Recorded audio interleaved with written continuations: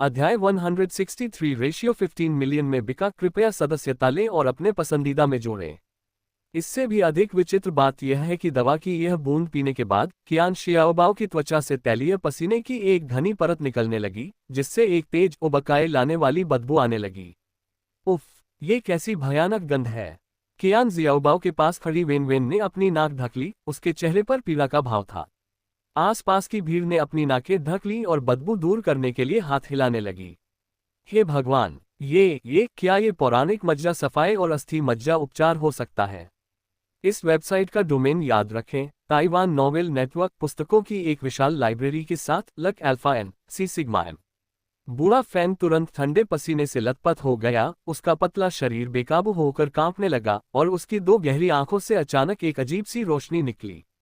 कियान शियाओबाओ ने फैंग लाओ की तरफ जोर से सिर हिलाया, लेकिन टेस्ट ट्यूब पकड़े हुए उसके हाथ में अनायास ही पसीना आ गया। वांग हाओ को देखते ही उसकी आंखें भी उत्तेजित हो गईं। इस समय वह अपने सामने खड़े लड़के के साथ गहन बातचीत करना चाहता था, लेकिन उसे एहसास हुआ कि वह तो उस लड़के का नाम भी नहीं जानता था। क्या मैं आपका सम्माननीय नाम पूछ सकता हूँ, आदरणीय अतिथि? इस समय कियान शियाओबाओ को वास्तव में सम्मान की भावना महसूस हुई और वही ईमानदारी से वांग हाओ से दोस्ती करना चाहती थी। मेरा नाम वांग हाओ है।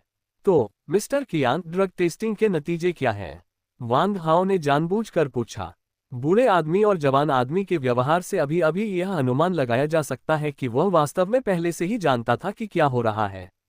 कियान शियाओबाओ को अचानक एहसास हुआ कि क्या हो रहा है, और उसने तुरंत फैंग लाओ को एक अर्थपूर्ण नजर से देखा। फैंग लाओ तुरंत समझ गया और आसपास की भीड़ को तितर बितर करने लगा। फ्राइस शख्स कॉम, सब लोग तितर बितर हो जाओ। सभी कर्मचारी अपने अपने पदों पर लौट जाओ।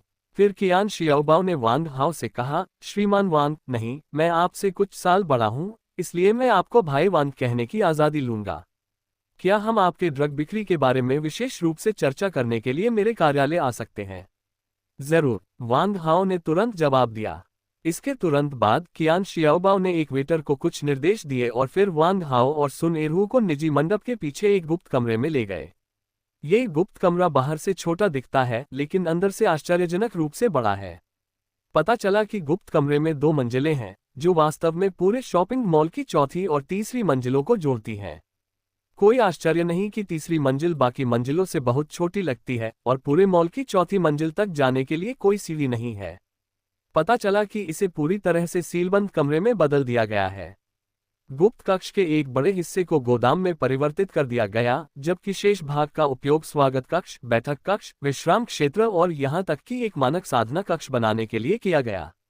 कियान शियाओबाओ वांग हाओ और सुन एरहू को सीधे चौथी मंजिल के स्वागत कक्ष में ले गए।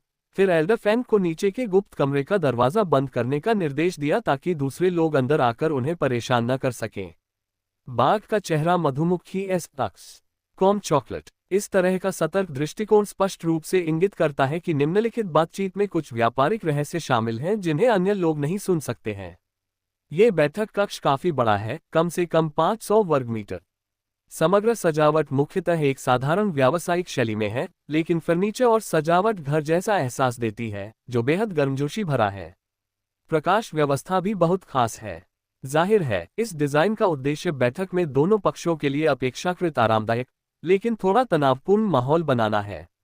मेजबान और मेहमान एक दूसरे के सामने बैठे और जल्द ही रोबोट वेटर फलों की प्लेटें और विभिन्न उत्तम स्नैक्स और पेस्ट्री लेकर आए। कृपया बैठ जाए, शर्माए नहीं, अपने आप को घर जैसा महसूस कीजिए। अगर आपको कुछ पीना हो तो हमें बताएं, एक रोबोट उसे ले आएगा। कृपया अपनी जरूरतें खुद पूरी कीजिए। इसके बाद वांग हाओ ने कॉफी का ऑर्डर दिया और सुन एरहू ने भी ऐसा ही किया और कॉफी का ऑर्डर दिया। कॉफी का स्वाद अच्छा है, लेकिन इसका स्वाद उस कॉफी जैसा नहीं है जो ली जू उसके लिए बनाती थी। एक लंबे विराम के बाद कियान शियाओबाओ सीधे मुद्दे पर आ गया। भाई वांग, सच कहूं तो आपकी औषधि का असर अद्भुत है। इसकी एक बूंद ने ही मुझे तरोताजा और ऊर्जा से भरपूर महसूस कराया। हालांकि औषधि प्रभावी तो है, लेकिन अगर केवल एक ही खुराक उपलब्ध हो तो इसे बेचना मुश्किल हो सकता है।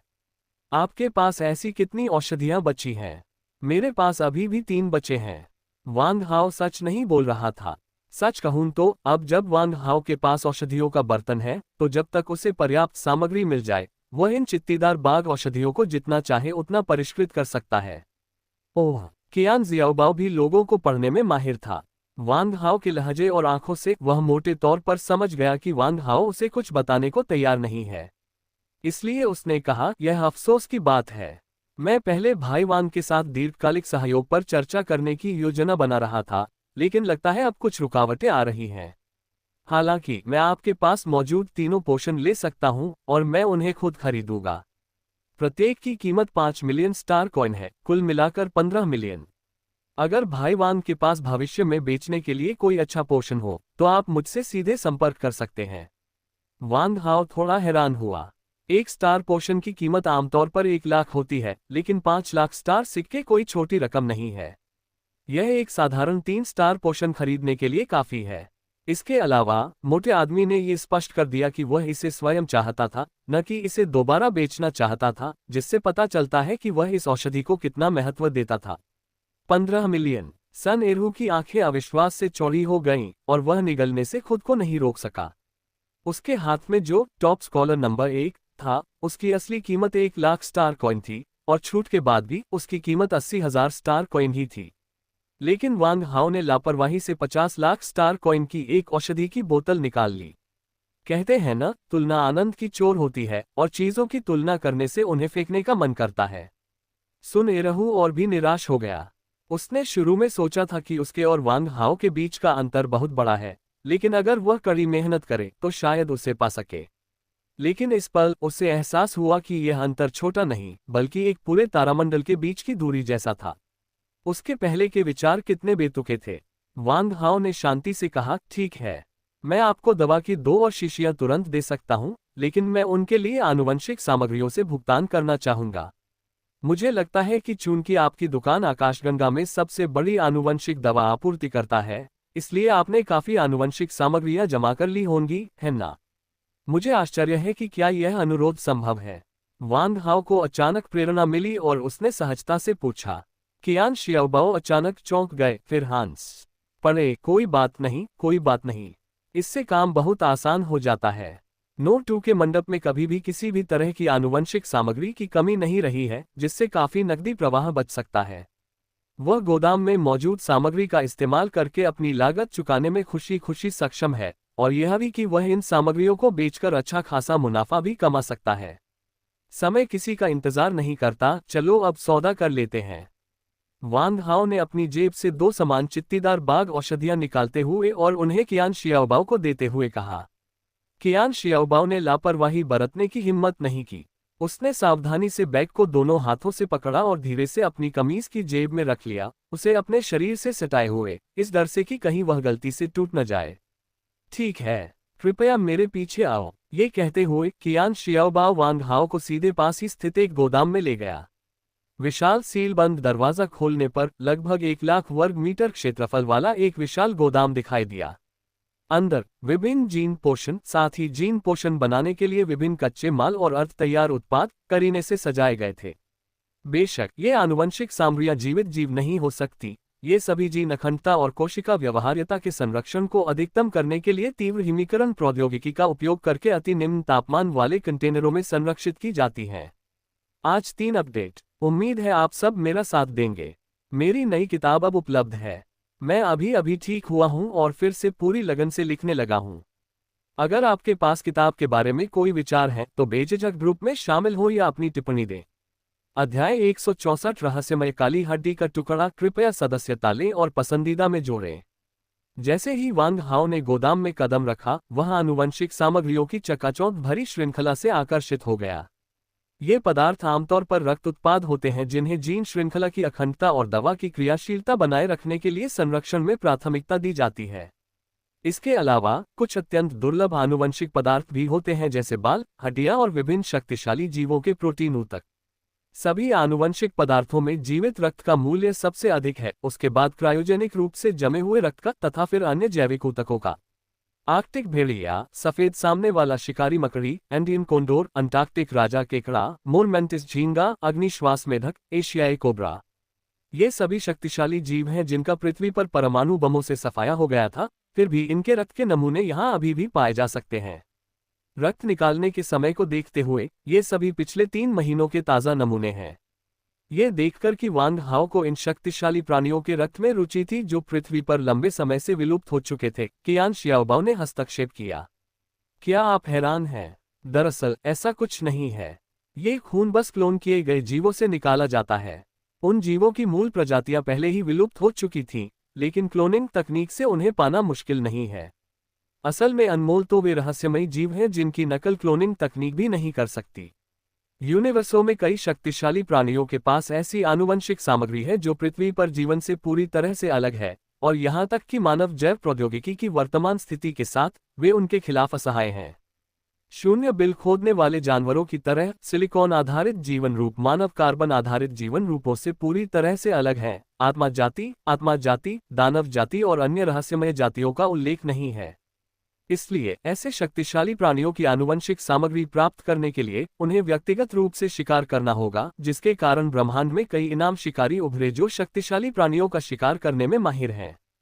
इसलिए इस गोदाम में रक्त सामग्री वास्तव में सबसे सस्ती है, जबकि आनुवंशिक सामग्री जैसे कि अजीब आकार की हड्डियां, तराजू, बाल और जानवरों की खाल सबसे मूल्यवान है, क्योंकि उन सामग्रियों को क्लोनिंग तकनीक के माध्यम से प्राप्त नहीं किया जा सकता है।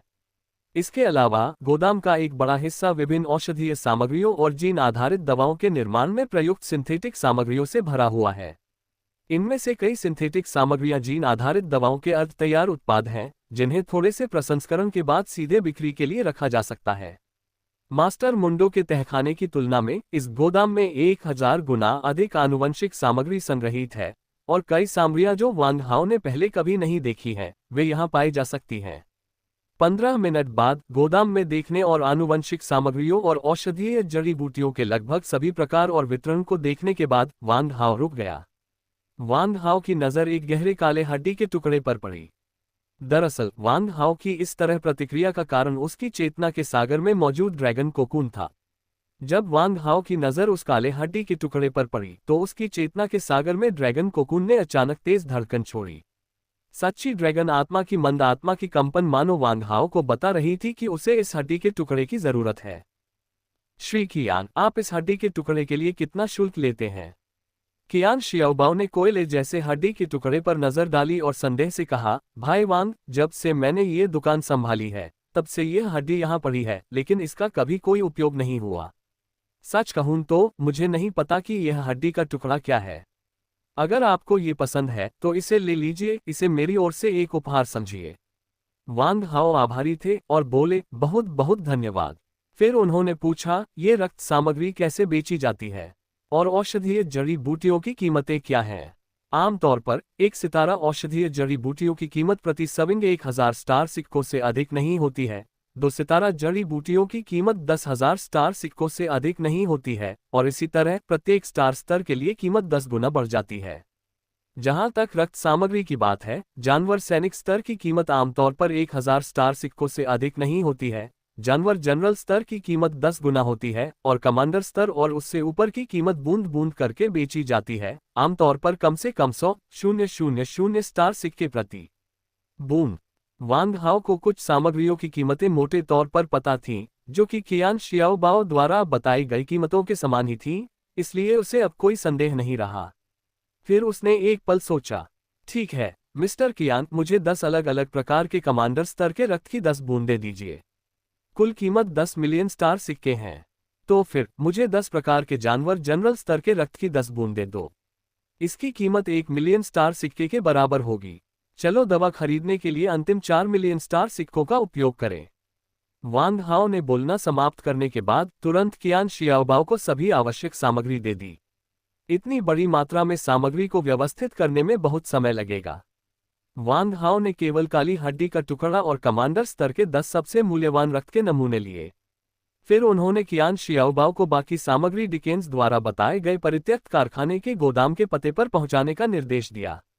बू एरगे को छोड़ने के बाद सुन एरहू बहुत व्यस्त लग रहा था और पूरे रास्ते चुप रहा। वांग हाओ ने स्वाभाविक रूप से इस परिवर्तन को नोटिस किया, और उनकी राय में सुन एरहू शायद अभी के दृश्य से भयभीत था। उसे क्या पता था कि रास्ते में सुन एरहू लगातार अपने और वांग हाओ के बीच की दूरी गिन रहा था। लोगों के बीच का अंतर अचानक इतना बड़ा कैसे हो गया? सुन एरहू के लिए इस भारी अंतर को स्वीकार करना मुश्किल था। वांग हाओ बेशक सुन एरहू के मन की बात नहीं पढ़ सकता था और न ही यह जान सकता था कि सुन एरहू क्या सोच रहा है। वह बस अपने सामान्य शांत स्वर में बोल रहा था, क्या हुआ एरहू, अब तुम्हें पता चल गया कि मुझे विद्वान क्रमांक 1 की जरूरत क्यों नहीं है। सच कहूं तो मेरे पास ये धारीदार बाग औषधि होने के कारण ही मुझे विद्वान क्रमांक 1 की जरूरत नहीं है, जो कम प्रभावी है। सुन एरहू की निराशा को समझते हुए वांग हाओ ने आगे कहा, लेकिन एक अच्छे भाई के रूप में मैं आपकी भावनाओं की सराहना करता हूँ। फिर उसने आगे कहा, एरहू, अच्छे भाइयों को अच्छी किस्मत बांटनी चाहिए। यह मेरे द्वारा बनाए गए चित्तीदार बाग औषधि का 10 गुना गाढ़ा संस्करण है। ये पहले वाले पतले संस्करण से भी ज्यादा असरदार है। मैं तुम्हें अभी 3 शीशियां दे रहा हूँ। मुझे उम्मीद है कि तुम मना नहीं करोगे। सुन एरहू की आंखें अचानक चमक उठी जब उसने वांग हाओ की ओर देखा। उसकी निगाहें आश्चर्य से भर गईं। क्या तुम कह रहे हो कि तुमने यह औषधि स्वयं बनाई है? तुमने दवा बनाना कब सीखा? क्या मैंने तुम्हें पहले नहीं बताया था कि मैं मास्टर मोंडो के साथ औषधि निर्माण का अध्ययन कर रहा था? तभी मैंने औषधि बनाना सीखना शुरू किया और यह स्पेक्ट्रल टाइगर औषधि संयोग से वह पहली औषधि थी जिसे मैंने बनाना सीखा। सुन एरहू एक क्षण के लिए स्तब्ध रह गया, फिर अचानक बोला, अरे तुम तो बस कुछ ही महीनों से फार्मेसी की पढ़ाई कर रहे हो, 100 दिन से भी कम समय से, और तुम अभी से औषधियां बना सकते हो। मैंने सुना है कि एक नियमित विश्वविद्यालय में 4 साल तक फार्मेसी की पढ़ाई करने वाले शीर्ष छात्र भी औषधियां नहीं बना पाते। तुम सचमुच एक प्रतिभाशाली व्यक्ति हो। सुन एरहू ने गर्व से अपना चेहरा दिखाया। हालांकि उसने खुद यह औषधि नहीं बनाई थी, लेकिन यह उसके भाई ने बनाई थी, जो उसके लिए गर्व की बात थी और उसे उत्साहित भी कर रही थी। ठीक है, मेरी चापलूसी करना बंद करो। अभी के लिए ये 3 औषधियां ले लो। जब मैं और भी अच्छी औषधियां बनाऊंगा तब मैं इन्हें तुम्हारे लिए रख दूंगा। मुझे यकीन है कि ज्यादा देर नहीं लगेगी। और हाँ, औषधि लेने से पहले अपने शरीर को बर्फ के पानी में भिगोना न भूलें। बेहतर होगा कि आप बाथटब या पूल में लेट जाएं। औषधि आपके शरीर में बहुत गर्मी पैदा करेगी और अगर आप पहले से तैयारी नहीं करेंगे तो आपको बहुत बेचैनी महसूस होगी। अध्याय 165 थंडरफ्लेम बीस्ट रूम प्राप्त करना, तीसरा अद्यतन। सुन एरहू को विदा करने के बाद वांग हाओ सीधे शहर के पश्चिम में स्थित गुप्त प्रयोगशाला में गया। प्रयोगशाला में प्रवेश करते ही वांग हाओ उसे बंद करने के लिए इंतजार नहीं कर सके। इसके बाद उन्होंने अपने स्थानिक वलय से काली हड्डी का टुकड़ा और 10 कमांडर स्तरीय रक्त के नमूने निकाले। एक पल के लिए हिचकिचाने के बाद वांग हाओ ने बिना किसी हिचकिचाहट के खून निगल लिया। जियाओ हुन के खून को पहले पीने के अनुभव के साथ इन कमांडरों का खून जल्दी ही आनुवंशिक ऊर्जा के रेशों में बदल गया, जिसे ड्रैगन कोकून ने अपनी चेतना के सागर में अवशोषित कर लिया। ताइवान के उपन्यास कलाकृति कम को खोजने और इसे किसी भी समय पढ़ने के लिए इस वेबसाइट का डोमेन नाम याद रखें। सारा रक्त सोख लेने के बाद ड्रैगन कोकून में मौजूद छोटा जीव थोड़ा बड़ा हो गया और उसने वांग हाओ के रक्त को पोषित करने के लिए बड़ी मात्रा में सुनहरे धागे छोड़े। इन सुनहरे धागों से पोषित होकर वांग हाओ को अपने पूरे शरीर में गर्माहट और शक्ति का एहसास हुआ। उसका शरीर और भी लचीला हो गया, उसकी हड्डियों और मांसपेशियों में झुनझुनी, सुन्नता और खुजली जैसी अनुभूति हुई। उसके शरीर की हर कोशिका उत्तेजित हो गई और उसे बेहद सुकून महसूस हुआ। वांग हाओ की युद्ध शक्ति भी 10 अंक बढ़कर 130 अंक तक पहुंच गई। उसकी मुट्ठियां और भी जोर से घूमने लगीं और हर मुक्के में कम से कम 500 जिन की ताकत बढ़ गई। और भी आश्चर्यजनक बात यह थी कि उसके पूरे शरीर की रक्त वाहिकाएं और मेरिडियन मोटी और मजबूत लगने लगीं। इस रक्त से ऊर्जा अवशोषित करने के बाद न केवल उसकी युद्ध शक्ति बढ़ी, बल्कि उसका भौतिक शरीर भी सूक्ष्म रूप से उन्नत हो गया।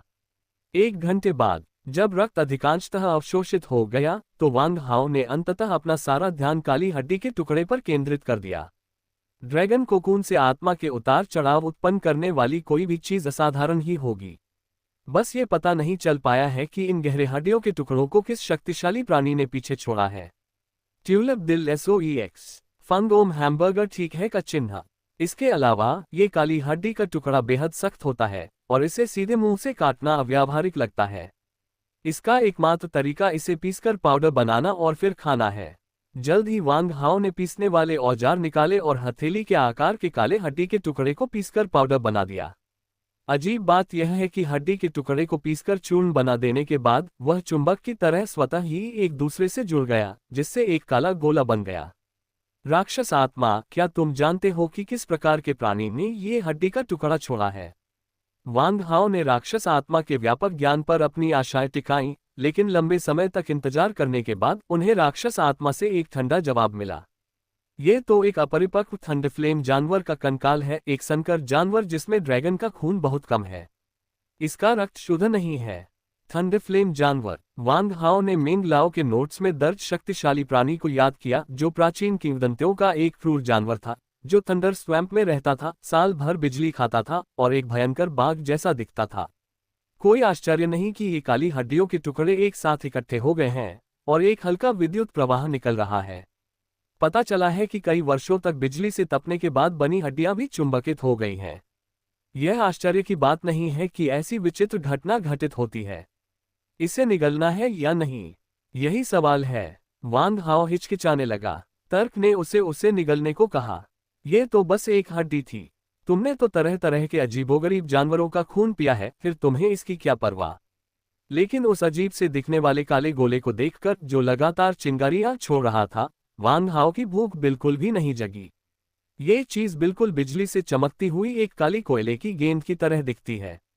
हालांकि चेतना के समुद्र में ड्रैगन कोकून आग्रह करता रहा, बहुत प्यासा प्रतीत हुआ, मानो ये काली चारकोल गेंद छोटे आदमी के लिए बहुत आकर्षक थी। और कोई रास्ता नहीं है, मैं तो बस खा लूंगा। कौन किससे डरता है? अंततः बहुत हिचकिचाहट के बाद वांग हाओ ने हिम्मत जुटाकर अपनी आंखें बंद कर ली, अपनी नाक भींच ली और अंडे के आकार की काली कोयले की गेंद को अपने मुंह में ठूंस लिया। इसे चखने पर उसके मुंह में एक झुनझुनी बिजली की करंट जैसी सनसनी फैल गई, जिसने तुरंत उसकी पूरी जीभ को सुन्न कर दिया। क्रोध भेड़िया का चेहरा थम्स अप का चिन्ह। अगर वांग हाओ ने पहले मिंग लाओ के शैतानी बिजली के झटके प्रशिक्षण सूट की यातना को सहन नहीं किया होता, तो वह निश्चित रूप से इस बिजली के कट से अचंभित हो जाता और अपनी जीभ काट लेता। हालांकि इस समय वांग हाओ को केवल एक कमजोर विद्युत प्रवाह महसूस हुआ और उसके बाद कुछ नहीं। वांग हाओ ने तुरंत ही काले कोयले के गोले को जबरदस्ती निगल लिया। पाउडर को गले से नीचे उतारने के लिए उसे शुद्ध पानी की एक बड़ी बोतल पीनी पड़ी और पानी के साथ काली हड्डी का पाउडर भी गले से नीचे उतारना पड़ा।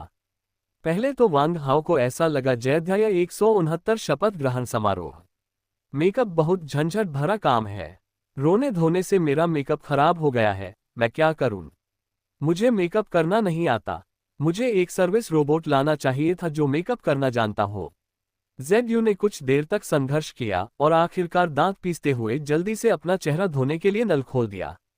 जब जियू अंततः शौचालय से बाहर आई तो उसने पाया कि वांग हाओ पहले ही गायब हो चुका था। तभी उसे पता चला कि अंतरिक्ष शटल पूर्व निर्धारित प्रक्रिया के अनुसार केंद्रीय चौक के पास एक समर्पित हेलीपैड पर उतर चुका है। हैच पहले से ही खुला हुआ था और हैच के हैंडल पर एक छोटा सा नोट चिपका हुआ था। जेडयू, मुझे विदा करने के लिए धन्यवाद। जब तक हम फिर से मिले। वांग हाओ। कुछ पंक्तियां हस्तलिखित थीं, अक्षर स्पष्ट थे तथा स्याही अभी पूरी तरह सूखी नहीं थी। जेडयू पहले तो वांग हाओ पर बिना अलविदा कहे चले जाने के लिए गुस्सा हुई, लेकिन नोट पर लिखी लिखावट देखकर उसका गुस्सा तुरंत शांत हो गया। उसकी नजरें इधर उधर घूमी और फिर उसके होठों पर हल्की सी मुस्कान आ गई। बाद में मिलते हैं। हे, आपको ज्यादा इंतजार नहीं करना पड़ेगा, हम जल्द ही फिर मिलेंगे। जेडयू ने ध्यान से नोट को मोड़ा, उसे अपनी शर्ट की जेब में रखा और अपने होठों को एक दुष्ट मुस्कान में मोड़ दिया, जो कह रही थी, तुम मेरी पकड़ से बच नहीं सकते। जब वांग हाओ 8:25 पर केंद्रीय चौक पर पहुंचे तो वह समय से ठीक 5 मिनट आगे थे। जल्दी से साइन इन करने के लिए एक स्टाफ सदस्य ढूंढने के बाद समय सीमा से सिर्फ 30 सेकंड पहले ही सब कुछ ठीक हो गया। खुशकिस्मती से सब कुछ ठीक हो गया, अन्यथा 30 सेकंड में चेक इन सिस्टम स्वचालित रूप से घोषणा कर देगा कि वांग हाओ ने इस चयन प्रतियोगिता को छोड़ दिया है। 69 यूकाई सी। इस बार बहुत अधिक संख्या में छात्र भाग ले रहे थे, इसलिए इस चयन प्रतियोगिता का स्तर और मानक पिछली प्रतियोगिताओं की तुलना में बहुत अधिक थे और प्रतिभागियों का प्रबंधन भी बहुत सख्त था। इस समय जियांगन शहर के 5 प्रमुख माध्यमिक विद्यालयों के सभी 50 छात्र आ चुके थे और वांग हाओ बिना किसी अपवाद के आने वाले अंतिम प्रतियोगी थे। पूरा चौक विभिन्न स्कूलों के नारों और बैनरों से भरा हुआ था। हमेशा की तरह सभी प्रतिभागियों ने केंद्रीय चौक में अपनी निर्धारित सीटों पर आराम किया, जिसके बाद एक प्रतिष्ठित व्यक्ति ने प्रतियोगिता के नियमों की घोषणा की और जियांगन शहर को सम्मान और गौरव दिलाने के लिए अपनी प्रतिबद्धता की प्रतिज्ञा करने के लिए एक रैली भाषण दिया। सुन एरहू ने दूर से ही वांग हाओ को देख लिया था और अपना दाहिना हाथ आगे बढ़ाकर जोर से चिल्लाया था। वांग हाओ, देखो, मैंने तुम्हारे लिए एक सीट बचा रखी है। पता चला कि विचारशील सुन एरहू ने पहले ही वांग हाओ के लिए एक सीट बचा रखी थी। चौथी पंक्ति में बाईं ओर से दूसरी खाली सीट वांग हाओ के लिए आरक्षित थी, जबकि बाईं ओर से पहली सीट पर वांग हाओ की कक्षा के क्लास मॉनिटर तांग लिंग बैठे थे। वांग हाओ के दाईं ओर सुन एरहू बैठे थे और उनके दाईं ओर की अगली 7 सीटों पर जियांगन नंबर 3 मिडिल स्कूल के सभी छात्र बैठे थे। इन 7 सीटों में जियांगन के 4 युवा गुरु और कुई हाओ भी शामिल थे, जबकि सीटू नान सबसे दाईं ओर वाली सीट पर बैठे थे। 69 जिनाक्स सी मगरमच्छ। वांग हाओ को देखते ही उन पांचों ने जानलेवा इरादे जाहिर कर दिए।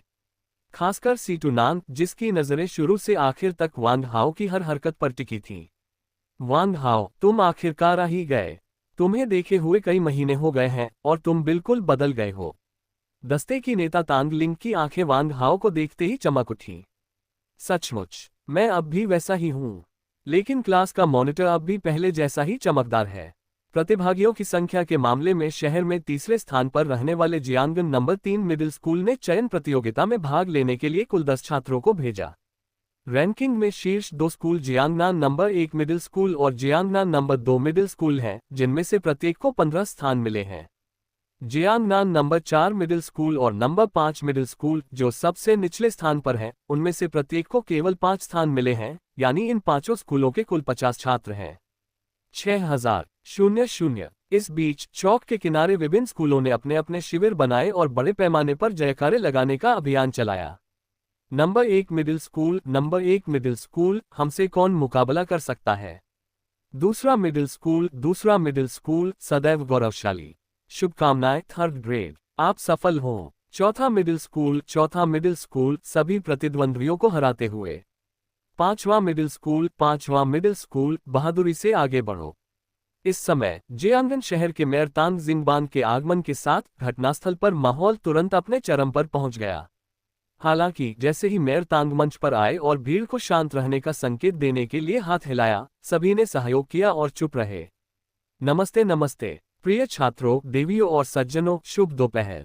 4 प्रतिष्ठित विश्वविद्यालयों की संयुक्त कॉलेज प्रवेश परीक्षा प्रतिभा चयन प्रतियोगिता के लिए आयोजित इस रैली में भाग लेना मेरे लिए अत्यंत हर्ष की बात है। यहाँ उपस्थित विभिन्न विद्यालयों के 50 प्रतिनिधि जियांगन शहर की आशा और भविष्य का प्रतिनिधित्व करते हैं। उद्धरण चिन्ह। मेयर तांग का 5 मिनट का भाषण ज्ञान और भावनाओं से भरपूर था, जिसने उपस्थित सभी लोगों में असीम संघर्षशीलता का संचार किया। सभी प्रतिभागी भी इस उत्साह से प्रभावित थे और अपना सर्वश्रेष्ठ देने के लिए आतुर थे। एक संक्षिप्त और जोशीले भाषण के बाद प्रतियोगिता के नियमों की रूपरेखा तैयार करते हुए घोषणाओं का दूसरा दौर शुरू हुआ। नियमों की घोषणा जियांगन शहर के शिक्षा ब्यूरो के निदेशक ने की, जो 50 साल से ज्यादा उम्र के एक अधेड़ व्यक्ति थे और जिनकी कनपटियां सफेद हो रही थीं। छात्रों, आप सभी जियांगन शहर के 1 लाख हाई स्कूल के छात्रों में सर्वश्रेष्ठ हैं। आप जियांगन शहर का गौरव, पृथ्वी का भविष्य और संघ की आशा हैं। निर्देशक की आवाज कुछ भारी थी, फिर भी प्रभावशाली और गूंजती हुई। उनका झुका हुआ और दुबला पतला शरीर दुबला पतला लग रहा था, लेकिन उनका चेहरा ऊर्जा से भरा था और उनकी आंखें चमकदार और पैनी थीं। अगले 3 दिनों में आप अंटार्कटिका की यात्रा करेंगे। अगले 3 दिनों तक आप संघ के 4 प्रतिष्ठित विश्वविद्यालयों की संयुक्त चयन प्रक्रिया को एक पूरी तरह से अपरिचित जंगली वातावरण में पूरा करेंगे। ये चयन प्रतियोगिता पिछले किसी भी प्रतियोगिता से बड़े पैमाने पर है और इसलिए प्रतिस्पर्धा और भी कड़ी है। इसलिए सभी को तैयार रहना चाहिए और सर्वोत्तम भावना और सर्वोत्तम स्थिति के साथ चुनौती का सामना करना चाहिए। प्रतियोगिता स्थल में प्रवेश करने और साइन इन करने के बाद विशिष्ट प्रतियोगिता नियम स्वचालित रूप से आपके व्यक्तिगत ईमेल पर भेज दिए जाएंगे। आप उन्हें बाद में ध्यानपूर्वक पढ़ सकते हैं। मैं यहाँ दोहराना चाहता हूँ कि नियम बहुत महत्वपूर्ण है। चयन राउंड पास करने के बाद नियमों का उल्लंघन करने पर अयोग्य न घोषित कर दिया जाए, ये बहुत बड़ा नुकसान होगा। इसलिए कृपया सुनिश्चित करें कि प्रत्येक प्रतिभागी नियमों को ध्यानपूर्वक पढ़े। इसके अलावा, चूंकि हमारा शहर 4 प्रतिष्ठित विश्वविद्यालयों में से एक युद्ध अकादमी के अधिकार क्षेत्र में है, इसलिए युद्ध अकादमी अपने 2 छात्रों को इस चयन प्रतियोगिता में भाग लेने के लिए पर्यवेक्षक के रूप में भेजेगी। जब ये 2 युद्ध अकादमी पर्यवेक्षक बाद में आए, तो कृपया उनका गर्मजोशी से स्वागत करें। पर्यवेक्षकों का कर्तव्य है कि वे अपनी देखरेख में प्रतिभागियों के प्रतियोगिता स्कोर और विशिष्ट प्रदर्शनों को सच्चाई से दर्ज करें और अंत में निष्पक्ष स्कोर और सारांश दें। इसलिए पर्यवेक्षकों का अंतिम रवैया ये निर्धारित करेगा कि आप इस चयन प्रतियोगिता को जीत सकते हैं या नहीं। इसलिए सभी को पर्यवेक्षकों के साथ अच्छा व्यवहार करना चाहिए। मुझे जो कहना था वह कह दिया। अब आइए युद्ध अकादमी के इन 2 पर्यवेक्षकों का गर्मजोशी से स्वागत करें। शिक्षा ब्यूरो निदेशक के शब्द सरल और समझने में आसान थे, यहाँ तक कि एक मूर्ख भी समझ सकता था कि अंतर्निहित अर्थ ये था कि उपस्थित सभी लोगों को दर्शकों को नाराज नहीं करना चाहिए। इस समय सबकी नजरें निर्देशक की नजरों पर टिकी थीं। मुख्य स्थल के दाईं और विशेष सीटों पर बीच में बैठे जियांगन शहर के नगरपालिका और औद्योगिक क्षेत्रों के नेताओं के अलावा आगे की पंक्ति में भी 2 सीटें थीं। जब 2 युवा, एक पुरुष और एक महिला, खड़े हुए तो सभी ने जोरदार तालियां बजाईं। खास तौर पर प्रतियोगियों ने दर्शकों पर गहरी छाप छोड़ने की उम्मीद में तरह तरह के अजीबोगरीब मूव्स करने की पूरी कोशिश की। अध्याय 170 निशाना बनाया जाना। कृपया सदस्यता लें और पसंदीदा में जोड़ें। जब वांग हाओ ने दोनों पर्यवेक्षकों, विशेषकर लड़की के चेहरे देखे तो वह लगभग वहीं बेहोश हो गया। क्या ये वही पागल लड़की नहीं है? क्या ये वॉर एकेडमी की कोई कॉलेज छात्रा हो सकती है? ये तो साफ तौर पर मुझसे छोटी है। वांग हाओ का दिमाग एक पल के लिए ठहर गया। उसे समझ ही नहीं आया कि क्या हो रहा है, क्या चल रहा है। जियुए वास्तव में एक पर्यवेक्षक है। ये कुछ ऐसा था जिसकी वांग हाओ ने कभी कल्पना भी नहीं की होगी। इस समय जेड और दूसरे पुरुष दर्शक ने एक ही सैन्य अकादमी की वर्दी पहनी हुई थी, जो युद्ध अकादमी की मानकीकृत कैडेट वर्दी थी। ये वर्दी पहनना न केवल प्रतिष्ठा का प्रतीक था, बल्कि एक जिम्मेदारी का भी प्रतीक था, और निश्चित रूप से एक तरह से कई लोग इसके सम्मान को संजोते थे। फेडरेशन की प्रमुख सैन्य अकादमी होने का सर्वोच्च सम्मान। जियू के बगल में खड़ा लड़का लगभग 1.8 मीटर लंबा था, नाजुक नैननक्श, तीखी भौहें और चमकदार आंखें और दुबला पतला शरीर। वांग हाओ को हैरानी हुई कि वह सीटू नान से 4-5 गुना ज्यादा मिलता जुलता था। अचानक, बिना किसी चेतावनी के, वह लड़का जो सीटू नान से 4 या 5 भाग मिलता जुलता दिखता था, उसने अपना सिर घुमाया और वांग हाओ की ओर देखा। अचानक उनकी नजरें मिली, उनकी निगाहें कुछ देर के लिए टकराईं, और ऐसा लगा जैसे हवा में अचानक बिजली कौंध गई हो। उस क्षण वांग हाओ को ऐसा लगा जैसे उसे किसी विषैले सांप ने काट लिया हो, और उसके शरीर में हड्डियों तक ठंडक दौड़ गई। तो तुम वांग हाओ हो, वो आम आदमी जिसने निकम्मे सीटू नान को तकलीफ दी। हम सीटू परिवार चाहे कितना भी बेकार क्यों न हो, वो कोई ऐसा नहीं है जिसे तुम जैसा नीच आम आदमी धमका सके।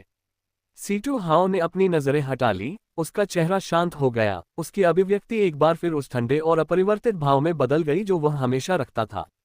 अगला चरण 2 पर्यवेक्षकों द्वारा प्रतिभागियों का चयन करना था।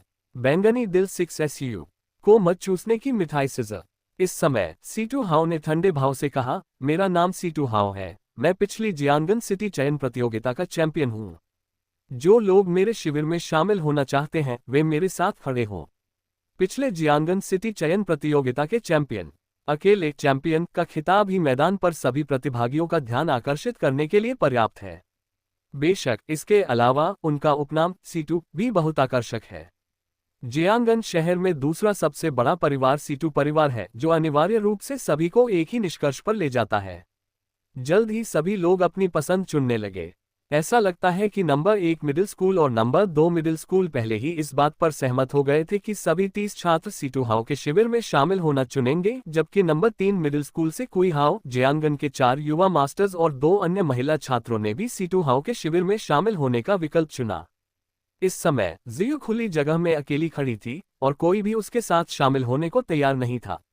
इतिहास में सबसे दयनीय व्यवहार का सामना करने से पहले उन्हें वोट के लिए प्रचार करने हेतु एक शब्द भी कहने का मौका नहीं मिला। इस स्थिति ने जियू का चेहरा तुरंत ही बहुत बदसूरत कर दिया। हालांकि युद्ध अकादमी की प्रतिनिधि होने के नाते उसे हर समय अकादमी की छवि बनाए रखनी थी। हालांकि उसे बहुत अन्याय और आक्रोश महसूस हो रहा था, फिर भी उसने अपने चेहरे पर मुस्कान बनाए रखी, लेकिन वह मुस्कान बहुत रूखी हो गई थी। यह एक फटे हुए पर्दे, एक अंजीर के पत्ते की तरह था, जो उसके भीतर के निराशा को छुपा रहा था। अस्टोनिश्ड फेस सिजर। धिक्कार है। सीटू हाओ ने अपने परिवार के प्रभाव का इस्तेमाल करके सभी सबसे होनहार छात्रों को हड़प लिया। मुझे डर है कि वांग हाओ के अलावा बाकी छात्रों में से एक भी ऐसा नहीं है जिस पर मैं विचार करूं। जेड यू अपने विचारों और मन के बीच उलझी हुई थी। एक पल सोचने के बाद उसे इस नतीजे का कारण समझ आया। वह बस वांग हाओ पर अपनी नाराजगी भरी नजरें गड़ाए रह गई। वह भयंकर निगाहें वांग हाओ की ओर निर्देशित लग रही थीं। बेवकूफ, तुम वहां क्यों खड़े हो? यहाँ आओ और खड़े हो जाओ। 60 के दशक। भले ही जेडयू ने उसे एक सार्थक नजर नहीं दी होती, वांग हाओ के पास उसे चुनने के अलावा कोई विकल्प नहीं होता, इसलिए वह उसकी ओर चलने लगा। वांग हाओ की पसंद को देखते हुए सुन एरहू बिना कुछ कहे वांग हाओ के पीछे पीछे जियू के पास चला गया। हालांकि वांग हाओ को सबसे अधिक आश्चर्य इस बात से हुआ कि कक्षा का मॉनिटर तांग लिंग, जो अब तक चुप था, वह भी सुन एरहू का पीछा करते हुए जियू के बगल में खड़ा हो गया। तांग लिंग की पसंद ने वांग हाओ की जिज्ञासा जगा दी। ये देखकर कि आखिरकार 3 प्रतियोगी उसके साथ आ गए हैं, जेडयू के चेहरे पर थोड़ी चमक आ गई। फिर वहां अभी भी हिचकिचाते हुए खड़े दर्जन भर छात्रों को देखकर जेडयू ने उन्हें प्रोत्साहित करना शुरू कर दिया। सभी को नमस्कार, मेरा नाम जियू है, मैं वॉर अकादमी में प्रथम वर्ष का छात्र हूं और वूजी डोजो का सिल्वर लेवल 3 सदस्य हूं। मेरी टीम में शामिल होने के लिए आपका स्वागत है। निश्चिंत रहें, मेरे साथ जुड़ने वाले सभी लोगों को अंतिम मूल्यांकन में उच्च अंक प्राप्त होंगे। जियू को अंततः अपना तुरुप का पत्ता इस्तेमाल करना पड़ा। उच्च मूल्य वाली रेटिंग का लालच वास्तव में लुभावना था और 6 छात्रों ने तुरंत जियू के पक्ष में शामिल होने का फैसला किया। अंततः 4 छात्र हिचकिचाए। चारों लोग झिझक रहे थे, उन्हें समझ नहीं आ रहा था कि क्या चुने। क्या हमें अपने स्कोरिंग अवसरों को बढ़ाने के लिए अधिक प्रतिभाशाली खिलाड़ियों वाली टीम का चयन करना चाहिए, या फिर हमें उच्च अंतिम स्कोर वाली टीम को चुनना चाहिए? यह एक कठिन निर्णय था और वे चारों एक क्षण के लिए हिचकिचाए। इस समय सीटू हाओ ने ठंडे स्वर में कहा, मुझे तुम चारों में से कोई भी नहीं चाहिए। मैं अनिर्णायक और निराशाजनक हारे हुए लोगों का स्वागत नहीं करता। ये कहने के बाद उसने उन चारों को ठंडी नजर से देखा, फिर मुड़कर चला गया। चारों आदमी बेहद अपमानित महसूस कर रहे थे, उनके चेहरे दुख और आक्रोश से भरे हुए थे, फिर भी वे इसका खंडन नहीं कर पा रहे थे। बेशक वे बहुत कायर और झिझक रहे थे, लेकिन किसके पास आदर्श और सपने नहीं होते? क्या शीर्ष 4 विश्वविद्यालयों में से एक में प्रवेश पाने का सपना देखना गलत है? हम भले ही हिचकिचाए, लेकिन हम बेकार नहीं हैं। लेकिन अपनी अंतरात्मा की आवाज कौन सुनने को तैयार था? जब वे चारों निराश हो रहे थे, तभी उन्हें एक व्यक्ति की आवाज सुनाई दी। तारांकन तारांकन तारांकन तारांकन तारांकन तारांकन तारांकन तारांकन तारांकन तारांकन तारांकन तारांकन तारांकन तारांकन तारांकन। अपना रास्ता खुद अपनाओ, दूसरे क्या सोचते हैं इसकी परवाह क्यों करो। वक्ता वांग हाओ थे, जिन्हें यह अहंकारी रवैया सबसे अधिक नापसंद था।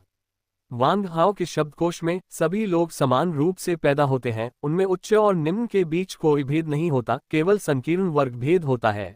क्या राजा और कुलीन लोग किसी विशेष भाग्य के साथ पैदा होते हैं? हाँ, जब हम अपने रास्ते पर हैं तो हमें उनकी राय की परवाह क्यों करनी चाहिए? भाई, शुक्रिया, मैंने मन बना लिया है, मैं तुम्हारे साथ चलना चुनूंगा। इस लड़के की पसंद बाकी सभी को भी पसंद आए और अंततः अन्य 3 लड़कों ने भी जियू के पक्ष में शामिल होने का फैसला किया। अंत में सीटू हाओ के शिविर में कुल 37 छात्र थे, जबकि जेडयू के पक्ष ने सभी 17 छात्रों को ले लिया। प्रतिभा और ताकत के मामले में सीटू हाओ को निस्संदेह पूर्ण लाभ है, जबकि जेडयू का मनोबल कुछ कम लगता है। जल्द ही प्रतिभागी 2 समूहों में विभाजित हो गए और अंटार्कटिक महाद्वीप पर स्थित प्रतियोगिता क्षेत्र की ओर जाने के लिए 2 अंतरिक्ष शटलों पर सवार हो गए। एक बार फिर उस परिचित अंतरिक्ष यान पर लौटते हुए वांग हाओ भावनाओं से भर गया। माउस, ये स्पेस शटल बहुत तेज है। पलक झपकते ही यह जियांगन शहर से बाहर निकल जाता है। मैं पहली बार स्पेस शटल में सवार हूं और आसमान में उड़ने का एहसास अद्भुत है। मैंने सुना है कि इस तरह का स्पेस शटल पृथ्वी की कक्षा और वायुमंडल के बीच यात्रा कर सकता है। मुझे आश्चर्य है कि क्या इस बार हमें अंतरिक्ष में जाने का मौका मिलेगा। मैं सचमुच देखना चाहता हूं कि अंतरिक्ष से पृथ्वी कैसी दिखती है।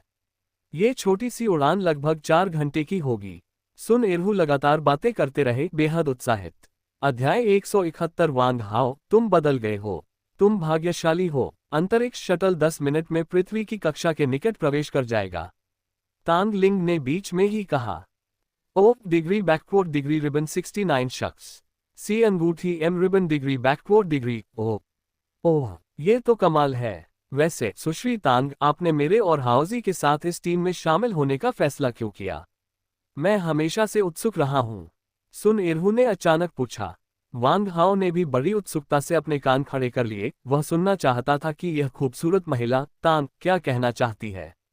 इसका तुम दोनों से कोई लेना देना नहीं है। मैंने अपनी इच्छा से इस टीम में शामिल होने का फैसला किया है। सीटू हाओ के कैंप में न जाने का कारण साफ है। हमारा तांग परिवार और सीटू परिवार व्यापारिक प्रतिद्वंदी हैं, इसलिए मैं उनके साथ शामिल नहीं होऊंगा। वांग हाओ को अचानक एहसास हुआ कि जियांगन शहर के दो बड़े परिवार, तांग परिवार और सीटू परिवार, अलग अलग थे। एक एक वैध व्यवसाय था जो व्यापार और राजनीति का मिश्रण करता था, जबकि दूसरा एक नवधनाढ्य था जिसने हथियारों की तस्करी करके अपनी संपत्ति बनाई थी। ये लाजिमी था कि व्यावसायिक प्रतिस्पर्धा में उनके बीच मतभेद होंगे और वे एक दूसरे के साथ सामंजस्य बिठाने में असमर्थ होंगे। हालांकि वांग हाओ को आश्चर्य हुआ कि जियांगन शहर के दोनों परिवार सही तौर पर एक दूसरे के साथ अच्छी तरह से कैसे रहते हैं और शांत क्यों रहते हैं। लेकिन एक महत्वपूर्ण कारण है जिसे तांग लिंग ने छुपाया है। सीटू परिवार के काम करने के तरीके में यही बात उसे सबसे ज्यादा नापसंद थी। इस समय तांग लिंग ने अचानक वांग हाओ की ओर देखा। वास्तव में मैं तुम्हारे बारे में अधिक जानने को उत्सुक हूं, वांग हाओ। तांग लिंग की अचानक टिप्पणी ने वांग हाओ को कुछ हद तक हतप्रभ कर दिया। मिस टैंग, मेरा आपसे क्या लेना देना है जो आपको ये जिज्ञासा हो रही है? मैं तो बस एक आम आदमी हूं जिसके पास पैसे नहीं है और जिसका कोई अमीर और ताकतवर पिता नहीं है। क्या ये सही नहीं है, मिस मेयर की बेटी? वांग हाओ, तुम बदल गए हो। तांग लिंग ने वांग हाओ के शब्दों का जवाब दिए बिना शांति से कहा। तांग लिंग का दूसरा वाक्य उसके पहले वाक्य से भी अधिक हानिकारक था। क्या चल रहा है? इस बार दंग रह जाने की बारी सुन एरहू की थी। उसकी जिज्ञासु निगाहें वांग हाओ और तांग लिंग को बार बार घूर रही थी, मानो कोई सुराग ढूंढ रही हो। काफी देर बाद उसने धीरे से आह भरी, यहाँ तो जो दिख रहा है उससे कहीं ज्यादा है। वांग हाओ भी थोड़ा हैरान हुए और उन्होंने पलटकर पूछा, क्या मैं बदल गया हूँ? मुझे नहीं लगता। अक्सर कहा जाता है कि एक महिला का अंतर्ज्ञान भयानक होता है, खासकर एक बुद्धिमान महिला का। तुम पहले कमजोर और साधारण हुआ करते थे, समुद्र तट पर पड़े एक पत्थर की तरह अदृश्य। लेकिन अब तुम एक चमकदार रत्न की तरह महसूस करते हो। हालांकि तुम अभी भी समुद्र तट पर कंकड़ों के बीच लेटे हो, तुम्हारी चमकदार रोशनी जरा भी नहीं छिप सकती। सचमुच, रत्न तो बस एक पत्थर है, ये तो मानव निर्मित मूल्य का मानक मात्र है। इस असीम विशाल ब्रह्मांड में क्या पत्थर और रत्न में कोई अंतर है? वांग हाओ ने अपनी आंखें सिकुड़ते हुए शांति से कहा। तांग लिंग ने पहली बार ऐसे शब्द सुने थे। हालांकि ये शब्द अजीब और बेतुके लग रहे थे, लेकिन इनमें गहरा सच छिपा था और एक पल के लिए तो वह अवाक रह गई। हालांकि एक दृढ़ इच्छाशक्ति वाली महिला होने के नाते वह हार मानने वाली नहीं थी। अरे, तुम सचमुच बदल गए हो। तुम पहले ऐसी बातें नहीं कहते थे। वांग हाओ अवाक रह गया। हालांकि तांग लिंग के चेहरे पर मुस्कान थी। उसने आखिरकार वांग हाओ के बयान में एक ऐसी खामी पकड़ ली थी जिसे वांग हाओ किसी भी कीमत पर खारिज नहीं कर सकता था। तथ्य शब्दों से अधिक प्रभावशाली होते हैं, तथ्यों के सामने कोई भी कुतर्क व्यर्थ है। तांग लिंग तथ्यों को स्वयं बोलने दे रहा है। वांग हाओ एक क्षण के लिए स्तब्ध रह गया, फिर हल्के से मुस्कुराया, आराम से अपनी बाहों को तकिए की तरह पार किया और अपनी सीट पर पीछे झुक गया, एक लंबी सांस छोड़ते हुए। हालांकि वह कुछ आश्चर्यचकित था। 0000000। ओ, ये लड़की वाकई बहुत परेशान करने वाली है। तुम्हें इसके बारे में पता भी चल गया। वांग हाओ मन ही मन मुस्कुराया, लेकिन ऊपर से वह शांत और संयमित रहा। एक उत्कृष्ट पुरुष के रूप में उनमें एक अद्भुत आकर्षण झलकता है। एक महिला के रूप में तांग लिंग इस आकर्षण को सबसे अच्छी तरह से पकड़ पाती है, न केवल अपनी असाधारण संवेदनशीलता और गहरी अंतर्दृष्टि के कारण, बल्कि बचपन से ही मिले उत्कृष्ट पारिवारिक पालन पोषण के कारण भी। एक तरफ खड़े सन एरहू दोनों की बातचीत से पूरी तरह से हतप्रभ थे, लेकिन जब उन्होंने तांग लिंग को ये कहते सुना, वांग हाओ बदल गया है, तो सन एरहू चौंक गए। वह वांग हाओ का सबसे अच्छा दोस्त था, एक भाई जिसके साथ वह कीचड़ में खेलकर बड़ा हुआ था, और वह बाहरी व्यक्ति भी था जो वांग हाओ को सबसे अधिक समझता था। अक्सर कहा जाता है कि इसमें शामिल लोग अक्सर भ्रमित रहते हैं, जबकि आसपास खड़े लोग चीजों को साफ देख पाते हैं। वांग हाओ के साथ इतना समय बिताने के बाद समय के साथ होने वाले सूक्ष्म क्रमिक बदलावों को पहचानना मुश्किल हो जाता है। एक बाहरी व्यक्ति, तांग लिंग के एक वाक्य ने उसे याद दिलाया, मानो अचानक उसे ज्ञान प्राप्त हो गया हो, और वह अपने सबसे परिचित भाई को एक बार फिर देखने से खुद को रोक नहीं सका। हाँ, वह बदल गया है। तांग लिंग सही है। सुन एरहू ने मन ही मन कुछ बुदबुदाया, फिर अचानक उसे समझ आ गया और उसका चेहरा फिर से मुस्कुराहट से चमक उठा। वांग हाओ बदल गया है। मुझे भी बदलना शुरू करना होगा। सुन एरहू का व्यक्तित्व एक ऐसे व्यक्ति का है जो सतह पर लापरवाह और अविश्वसनीय प्रतीत होता है, कभी स्वार्थी, कभी चतुर और कभी मूर्ख, लेकिन अंदर से वह एक सरल व्यक्ति है, एक ऐसा व्यक्ति जिसका ध्येय 174 जीवन और मृत्यु में 1 लाख मीटर ऊंचा अवतरण। मैं अभी भी सिंगल हूं, मैं मरना नहीं चाहता। 4 शीर्ष विश्वविद्यालयों की सबसे खूबसूरत लड़कियां अभी भी मेरा दिल जीतने का इंतजार कर रही हैं। मैं अभी समझौता नहीं कर पाया हूं, मैं अभी समझौता नहीं कर पाया हूं। इस समय सुन एरहू का चेहरा भी पीला पड़ गया था और वह पसीने से भीग गया था। पुलिस अधिकारी फायर हुजी को जाओ उपहार मगरमच्छ, हालांकि उसने कोई निराशावादी टिप्पणी नहीं की, बल्कि चुपचाप वांग हाओ को देखता रहा। इस समय वांग हाओ असामान्य रूप से शांत रहे। ऐसे क्षणों में दीर्घकालिक कठोर प्रशिक्षण से प्राप्त उनकी उत्कृष्ट मानसिक दृढ़ता का अच्छा उपयोग हुआ। हम क्या करें, हम क्या करें, हम सबको कैसे बचा सकते हैं? शांत हो जाओ, मुझे शांत होना है। मैं भी मरना नहीं चाहता, मुझे बचने का रास्ता ढूंढना है। जब तक मैं जिंदा हूं, उम्मीद बाकी है और सिर्फ बचकर ही मैं बदला ले सकता हूं। इस समय वांग हाओ अभी भी सोच रहा था कि सभी को कैसे बचाया जाए, लेकिन चाहे उसने कितनी भी कोशिश की हो, वह अंततः नुकसान में था। जल्द ही अंतरिक्ष शटल की गिरने की गति तेजी से बढ़ गई। अंतरिक्ष यान के अंदर हवा का तापमान तेजी से बढ़ गया और सभी के चेहरे लाल होने लगे, सांसें तेज चलने लगी तथा पसीना आने लगा। इस समय लिटिल रेड, जो वांग हाओ की छाती पर क्रिस्टल पेंडेंट में सुप्त थी, जाग गई थी। भाई, क्या हुआ? मैं बता सकता हूं कि तुम परेशान हो। जियो हॉन की अचानक जागृति ने वांग हाओ की नजर को आकर्षित किया। यह ऐसा है जैसे मृत्यु के कगार पर खड़े व्यक्ति को अचानक जीवन रेखा मिल गई हो। वाह, मैं तुम्हें कैसे भूल सकता था। जियो होंग, अब सब बच गए हैं। वांग हाओ बहुत खुश था। जियो होंग के साथ सभी को बचाए जाने की उम्मीद थी। शून्य बिल खोदने वाले जानवर जैसे शक्तिशाली तारों वाले आकाश के पवित्र जानवर के रूप में जियाओ होंग में स्वाभाविक रूप से उड़ने की क्षमता होती है।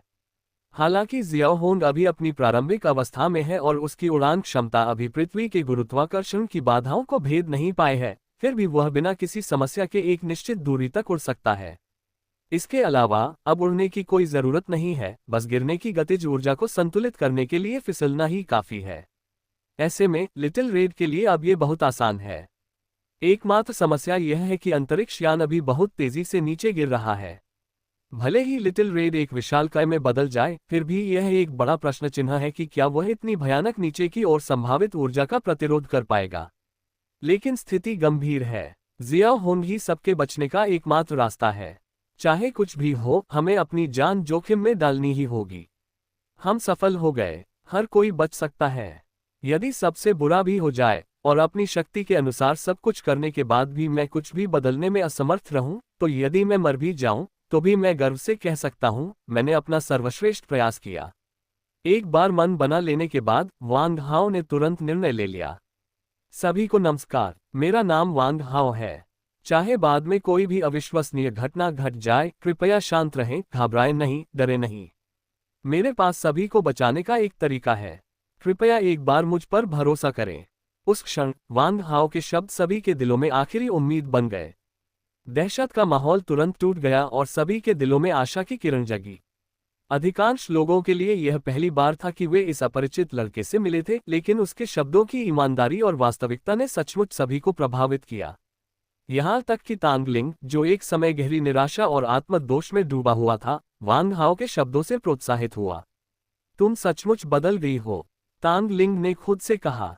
सुन एरहू ने अपनी मुठ्ठियां कस ली, भौहें सिकोड़ ली और ऊंची आवाज में बोला, चूहे, मुझे तुम पर विश्वास है। बताओ, तुम मुझसे क्या करवाना चाहते हो? 08। वांग हाओ ने उसे आंख मारी, जिसका मतलब था, तुम समझ रहे हो ना, और फिर कहा, घायल छात्रों को कॉकपिट तक ले जाने के लिए मुझे सबकी मदद चाहिए। फिर सब लोग कॉकपिट में आ जाएं और दरवाजा बंद कर लें। बाकी मैं संभाल लूंगा। लेकिन सुन एरहू बोलने ही वाला था कि वांग हाओ ने उसे बीच में रोकने के लिए हाथ हिलाया। सब लोग, जल्दी करो, अंतरिक्ष यान तेजी से नीचे गिर रहा है और 2 मिनट से भी कम समय में जमीन से टकरा जाएगा। हमारे पास ज्यादा समय नहीं बचा है। सब लोग मेरी बात मानो, जल्दी करो, जल्दी करो। वांग हाओ के नेतृत्व में सभी ने गंभीर रूप से घायल सहपाठी को कॉकपिट में ले जाने के लिए कड़ी मेहनत शुरू कर दी। सौभाग्य से अंतरिक्ष शटल की गुरुत्वाकर्षण प्रणाली अभी तक विफल नहीं हुई थी, अन्यथा तीव्र गति से नीचे उतरने और भारहीनता के बाद बेहोश छात्र को ले जाना या उसे इधर उधर ले जाना अत्यंत कठिन हो जाता। इस समय वांग हाओ ने जेडयू को अकेला पाया और उसे निर्देश दिया, जेडयू, केवल तुम ही इस अंतरिक्ष शटल को चला सकती हो। कृपया सुनिश्चित करो कि अंतरिक्ष शटल को यथासंभव स्थिर रखो और जितना संभव हो सके त्वरण को कम करने के लिए ग्लाइड करो। ठीक है, चिंता मत करो, मैं अपनी पूरी कोशिश करूंगा। वांग हाओ, तुम मेरी बात सुनो, तुम्हें जीना होगा। अगर तुम मर गए तो मैं तुम्हें इसकी कीमत चुकानी पड़ेगी। बोलते समय उसने अपनी छोटी मुट्ठियां हिलाई और भयंकर चेहरा बनाया। वांग हाओ मुस्कुराए और सिर हिलाया, जिसे उनकी सहमति माना गया। जीवन और मृत्यु के बीच एकजुटता और सहयोग के माहौल ने सभी को प्रेरित किया। सभी ने तेजी से काम किया और 20 सेकंड से भी कम समय में सभी घायलों को कॉकपिट में पहुंचा दिया गया। सभी के कॉकपिट में पहुंचने के बाद जेडयू ने आदेश दिया और कॉकपिट का दरवाजा जल्दी से बंद कर दिया गया। इस समय केवल वांग हाओ ही चालक दल क्षेत्र में रह गए थे। समय समाप्त होने के साथ वांग हाओ ने अपनी आत्म बचाव योजना को लागू करना शुरू कर दिया। योजना सरल है, लिटिल रेड को बुलाओ, अंतरिक्ष शटल की केबिन की दीवार को नष्ट करो, लिटिल रेड को बाहर निकलने दो और पूरे अंतरिक्ष शटल को प्रतिभा स्थान में निगल जाओ, और फिर लिटिल रेड के सुरक्षित रूप से जमीन पर उतरने के बाद सभी को छोड़ दो। जियोहोन का भक्षण स्थान बड़ी मात्रा में हवा को अवशोषित कर सकता है, जिससे अंदर के लोग कुछ समय तक जीवित रह सकते हैं। इस बफर अवधि में सभी को बचाया जा सकता है। समय की कमी के कारण वांग हाओ के पास एक आदर्श योजना बनाने का समय नहीं था। वह केवल सबसे सरल और सबसे सीधा तरीका ही अपना सकता था, जो सबसे अधिक समय कुशल भी हो। लिटिल रेड, बाहर आओ, इस बार सब कुछ तुम्हारे ऊपर है। वांग हाओ ने पहले ही जियाओहोन से बात कर ली थी। जियाओहोन को योजना का विवरण बताने के बाद उसने उसे बुलाया। जल्द ही वांग हाओ की छाती पर लगे क्रिस्टल पेंडेंट में लाल रोशनी चमक उठी और जियोहोंग जल्दी ही 1 मीटर लंबा हो गया। ठीक है, अब चलो बल्कहेड में एक बड़ा छेद बनाते हैं। वांग हाओ के आदेश पर जियाओहोंग ने अपना मुंह चौड़ा किया और गलियारे की दीवार पर गुलाबी संक्षारक द्रव का एक घूंट छिड़क दिया। संक्षारक द्रव के नीचे दीवार में तुरंत तेजी से बुलबुले उठने लगे और मिश्र धातु की दीवार नंगी आंखों से दिखाई देने वाली गति से पिघलने लगी। हालांकि जंग लगने की गति अभी भी बहुत धीमी थी। 5 सेकंड बाद बल्कहेड की मोटाई का 10वां हिस्सा भी जंग नहीं लगा था। अगर वे इंतजार करते रहे तो अंतरिक्ष यान की उतरने की गति बढ़ जाती और उनके बचने की संभावना और भी कम हो जाती। इस समय तक अंतरिक्ष शटल 1.2 मिलियन मीटर की ऊंचाई तक उतर चुका था तथा उसकी गिरने की गति लगभग 8000 किलोमीटर प्रति घंटा थी। और तेज, और तेज, और तेज, और भी तेज। धिक्कार है, मेरे पास उस चाल का उपयोग करने के अलावा कोई विकल्प नहीं है। वांग हाओ ने अपने डेंटियन में थंडर फ्लेम टाइगर रून के बारे में सोचा, फिर अपने दिमाग का उपयोग अपनी बाईं आंख से संवाद करने के लिए किया और हताश होकर काली लपटें छोड़ी, जिससे केबिन की दीवार में आग लग गई, जिसे अभी अभी जियोहोंग ने जंग लगा दिया था।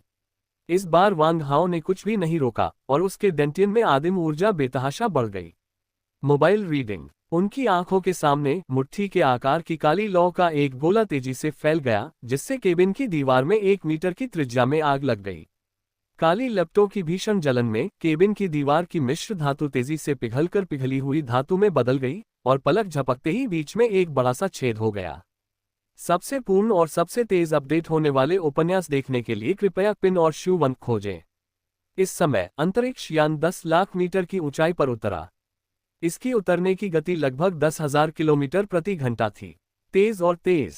बल्कहेड में जल्दी ही एक छोटा सा छेद दिखाई दिया और इस समय तक वांग हाओ की डेंटियन में मूल ऊर्जा पूरी तरह से समाप्त हो गई थी और शक्तिशाली वायु प्रवाह से काली लपटें भी बुझ गईं। लेकिन जो छेद खुला था वह केवल मुट्ठी के आकार का था, इतना बड़ा नहीं कि लिटिल रेड उसमें से निकल सके। हताशा में वांग हाओ ने अपने स्थानिक अंगूठी से डोरान ब्लेड निकाला और इसे एक क्लीवर के रूप में इस्तेमाल किया, फिर केबिन की दीवार के सबसे कमजोर बिंदु को काटने के लिए अपनी पूरी ताकत का इस्तेमाल किया। सिजल। धातु के टूटने की तेज आवाज के साथ हवा के साथ तीव्र घर्षण की आवाज भी थी। बल्कहेड में 3 फुट लंबा एक विशाल घाव तुरंत फट गया। लगभग तुरंत ही अंतरिक्ष शटल के बाहरी आवरण और हवा के बीच तीव्र घर्षण के कारण ये दरार तेजी से फैल गई और पलक झपकते ही बल्कहेड का एक बड़ा हिस्सा हवा के झोंके से कागज के टुकड़े की तरह फट गया और बिना किसी निशान के केबिन से बाहर फेंक दिया गया। उसी समय चारों दिशाओं से एक हिंसक हवा का दबाव आया और वांग हाउ चौंक गया और शक्तिशाली हवा के प्रवाह में बह गया। ये बल्कहेड में दरार के माध्यम से दूर फेंका गया एक उच्च गति वाले तोप के गोले की तरह प्रक्षेपित किया गया। प्रतिक्रिया देने का एक क्षण भी नहीं मिला। गिरने से वांग हाउ पूरी तरह से विचलित हो गया और उसका सिर घूम गया। इस समय वांग हाउ और अंतरिक्ष शटल 25,000 किलोमीटर प्रति घंटे की गति से 600,000 मीटर की ऊंचाई तक उतर चुके थे। जियाओ होन बेचैन हो गई। वह झट से अंतरिक्ष यान से बाहर कूद गई, अपना मुंह चौड़ा किया और एक ही घूंट में पूरा अंतरिक्ष यान निगल गई। फिर उसका शरीर तेजी से फैला और उसने अपनी बाहें फैला दी, जो पंखों में बदल गईं। फिर वह तेज गति से वांग हाउ का पीछा करने लगी, जिस दिशा में वह गिरा था। उस क्षण अंतरिक्ष यान में सभी को अचानक तीव्र गति से नीचे उतरने की अनुभूति गायब हो गई। अंतरिक्ष शटल के कॉकपिट के बाहर का दृश्य एकदम काले शून्य में बदल गया। क्या ये अंतरिक्ष है? हम अभी मरे नहीं हैं। वांग हाउ कहाँ है? वह अभी तक क्यों नहीं दिखा? अरे नहीं, क्रू केबिन गायब हो गया है। उद्धरण चिन्ह। जैसे ही अंतरिक्ष यान के अंदर मौजूद सभी लोग एक अज्ञात स्थान में पहुंच गए, वांग हाउ मौत के कगार पर पहुंच गया। 600,000 मीटर की ऊंचाई से तेजी से गिरते हुए, यहां तक कि अंतरिक्ष उल्कापिंड भी पूरी तरह जलकर टूट जाएंगे और टूटते तारों में बदल जाएंगे। भला मानव मांस और रक्त कैसे इसका सामना कर सकता है? जल्द ही वांग हाउ के बाहरी जैकेट से घना धुआं निकलने लगा और उसका पूरा शरीर जलने लगा। बाल, भौहें और शरीर के बाल तुरंत हवा से उड़ गए। इस समय वांग हाउ का सिर पूरी तरह से गंजा था, एक भी बाल नहीं था। त्वचा तुरंत चमकदार लाल हो गई। सौभाग्य से वांग हाउ ने मास्टर मेंग द्वारा विशेष रूप से बनाया गया एक प्रशिक्षण सूट पहना हुआ था। यह प्रशिक्षण सूट बेहद मजबूत है। सुपर फाइबर कार्बन नैनोमटीरियल न केवल उच्च तापमान का सामना कर सकता है, बल्कि वायु प्रतिरोध को भी प्रभावी ढंग से कम कर सकता है। हालांकि इससे वांग हाउ और भी तेजी से गिर गया। मेरा जीवन समाप्त हो गया है। जैसे ही वांग हाउ को धीरे धीरे होश आया, उसके पास यह विचार कहने का समय ही था कि उसका शरीर एक टूटते तारे की तरह नीचे गिर पड़ा। यदि वह कोई साधारण व्यक्ति होता तो संभवतः 600,000 मीटर की ऊंचाई से गिरते ही उसकी मृत्यु हो जाती। वे या तो ऑक्सीजन की अत्यधिक कमी और दम घुटने से मर गए, या उनके फेफड़े हवा से तुरंत फट गए। 1000 मीटर प्रति सेकंड से भी ज्यादा की गति से, जो ध्वनि की गति से 3 गुना ज्यादा है, आपका शरीर उल्टा हो जाएगा। अगर आप अपना मुंह जरा सा भी खोलेंगे तो हवा का भारी दबाव आपके फेफड़ों को तेजी से फुलाए हुए गुब्बारे की तरह फटने पर मजबूर कर देगा। लेकिन वांग हाउ चमत्कारिक ढंग से बच गया। अंततः अनगिनत परीक्षणों के माध्यम से प्राप्त उसकी दुर्जेय शक्ति और प्रहारों को झेलने की उसकी निपुण क्षमता के अलावा, जिसने गिरने के कुछ बल के खिलाफ बचाव किया, उसकी चेतना के समुद्र में ड्रैगन कोकून ने लगातार क्षतिग्रस्त कोशिकाओं की तेजी से मरम्मत करने में मदद करने के लिए सुनहरे धागे प्रदान किए। बेशक जिस चीज ने वांग हाउ की सबसे अधिक मदद की और जो सबसे रहस्यमय भी थी, वह काला मनका। इस काले मनके ने न केवल वांग हाउ के वंश को बदल दिया, बल्कि उसके कई रहस्यमय पहलुओं को भी उजागर किया, जैसे अंधेरे का पर्दा, जिसे वांग हाउ कभी उजागर नहीं कर पाए। काला मनका, जो आमतौर पर अपरिवर्तित रहता था, एक अजीब परिवर्तन से गुजरा। फिर काला मनका, जो मूल रूप से वांग हाउ की चेतना के समुद्र के केंद्र में तय किया गया था, तेजी से घूमने लगा। उसी समय काले मनके की सतह से काली ऊर्जा की धाराएं निकलीं। वे हवा की धाराएं अदृश्य और अमूर्त थीं, बेमतलब बह रही थीं। वांग हाउ की चेतना के सागर से निकलकर उन्होंने तेजी से वांग हाउ के पूरे शरीर को ढांक लिया और वांग हाउ की त्वचा की सतह से 1 इंच ऊपर काली धुंध की एक मानव आकार की ढाल बना ली, जिसने हवा को पूरी तरह से रोक दिया। इस सुरक्षा कवच के साथ वांग हाउ के शरीर की सतह अब हवा और घर्षण के संपर्क में नहीं थी और तापमान तेजी से गिरने लगा, धीरे धीरे सामान्य शरीर के तापमान के करीब की स्थिति में लौट आया। वांग हाउ ने इस दृश्य का प्रत्यक्ष अनुभव किया। उसने अपनी चेतना के सागर में घटित होने वाली हर घटना को देखा। जिसने काले मनके को ऐसा जादुई कार्य करने के लिए मजबूर किया, वह स्वाभाविक रूप से राक्षस आत्मा थी। ये स्पष्ट नहीं है कि राक्षसी आत्मा ने काले मनके पर कौन सा मंत्र पढ़ा था, लेकिन मनके से एक अजीब सी ध्वनि निकली। फिर काला मनका तेजी से घूमने लगा और वांग हाउ की रक्षा के लिए काला धुआं छोड़ने लगा। वांग हाउ, मैंने तुम्हारी मदद के लिए हर संभव कोशिश की है। इस बार तुम्हारा बचना तुम्हारे भाग्य पर निर्भर करता है। राक्षसी आत्मा ने अपनी आवाज वांग हाओ की आत्मा तक पहुंचाई। ये शब्द कहने के बाद राक्षसी आत्मा बहुत कमजोर हो गई और फिर धीमी आवाज में बोलने लगी। मैंने ब्लैक पल की मदद से तुम्हें बचाने के लिए अपनी 2/3 आत्मिक ऊर्जा खर्च कर दी है। मैं गहरी नींद में सोने वाला हूं और जब तक मेरी आत्मिक ऊर्जा वापस नहीं आ जाती, मैं तुम्हारी कोई मदद नहीं कर पाऊंगा। मूर्ख गुरु, तुम्हें बाकी प्रशिक्षण खुद ही पूरा करना होगा। राक्षस की आवाज धीमी और धीमी होती गई। अगर आप चाहते हैं कि मैं जाग जाऊं, तो लगन से साधना करो। मेरे मूर्ख स्वामी, मैं थक गया हूं, मुझे थोड़ी देर सोना है। तुरंत शब्द समाप्त होने से पहले ही राक्षस आत्मा प्रकाश की एक धारा में परिवर्तित हो गई और चेतना के समुद्र में काले मनके में प्रवेश कर गई। राक्षस आत्मा, उठो, उठो, मुझे बताओ कि तुम्हें जगाने के लिए मुझे क्या करना होगा। सोने का नाटक करना बंद करो, आलसी होना बंद करो, उठो, मुझे बताओ।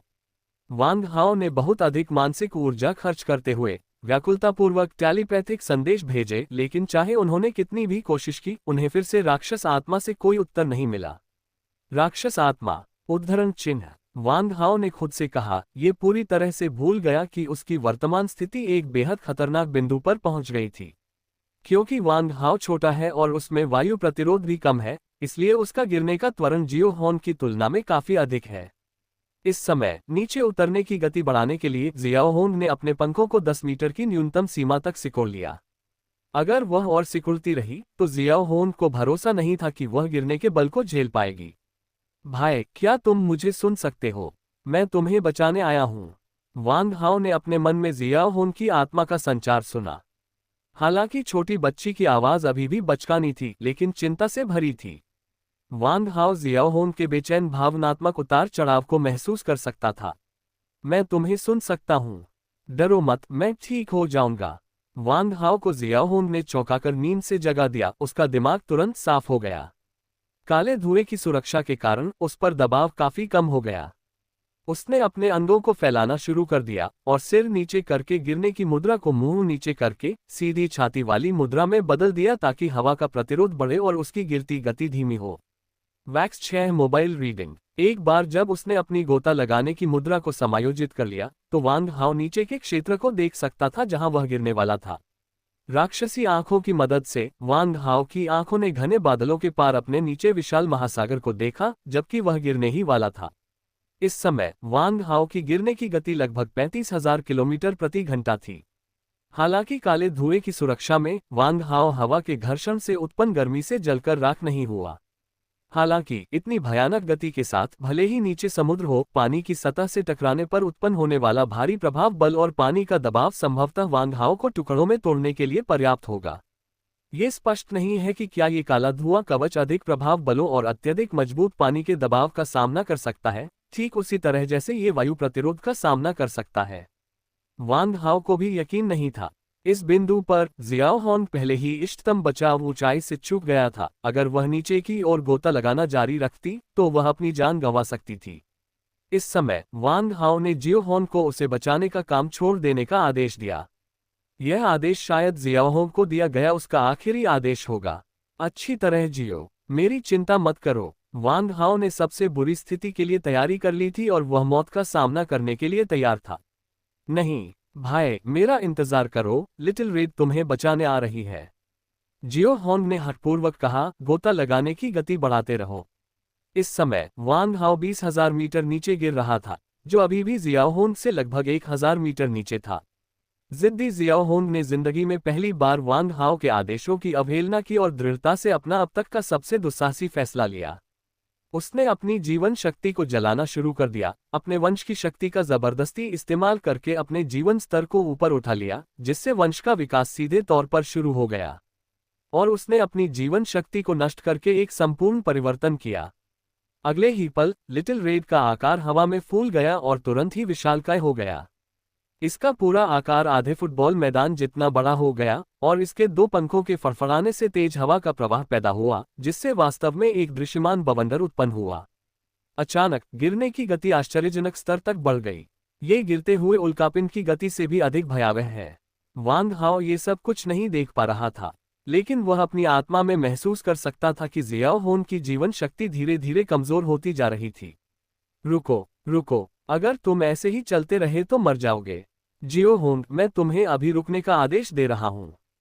उद्धरण चिन्ह। वांग हाओ लगभग उन्मादपूर्ण ढंग से चिल्लाया, लेकिन जियो होंग से कोई प्रतिक्रिया नहीं मिली।